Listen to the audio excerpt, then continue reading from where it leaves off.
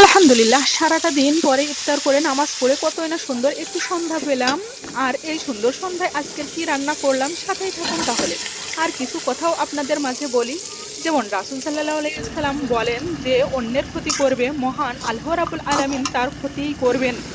যেমন অন্যায়ভাবে কাউকে মনে আঘাত দিয়ে বড় কথা বলা, আরও অন্যান্য কিছু হতে পারে সেটা। আর যে কেউ অন্যের প্রতি শত্রুতা করবে আল্লাহ তার শত্রু হয়ে যাবেন। আর মানুষের হক নষ্ট করার প্রতিফল অবশ্যই আল্লাহ দিবেন কিয়ামতের মাঠে। কিছু নির্বোধ মানুষ আছে, কাউকে কোনো কিছু দিতে চাইলে সেটা তার নিজের পকেট থেকে না দিয়ে ভাগের জিনিসের উপর থেকে দেয়। জানি না সেটা কেমন ধরনের দান বলে। তার রায় না নিয়েই তার জিনিস অন্যকে দেয়। এত সহজ না কোনো কিছু। আল্লাহ পাক কিয়ামতের মাঠ রেখেছেন, রাখার দরকার ছিল, তা না হলে কোনো জালেমের বিচার হতো না।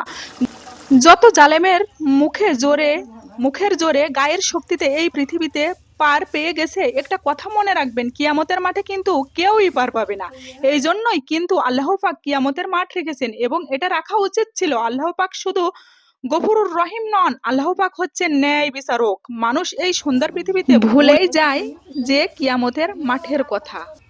এই কথা যদি কেউ ভাবতো, তাহলে কোনো মানুষ কারোর সাথে শত্রুতা করতে পারতো না। আর কোনো এক ভালো ব্যক্তি যদি মূর্খতা নির্বোধের সাথে শত্রুতা হয়ে যায়, তার থেকে আপোষ না হয়ে দূরে থাকাটাই তার জন্য অনেক সুবিধার। আশা করি বুঝতে পেরেছেন।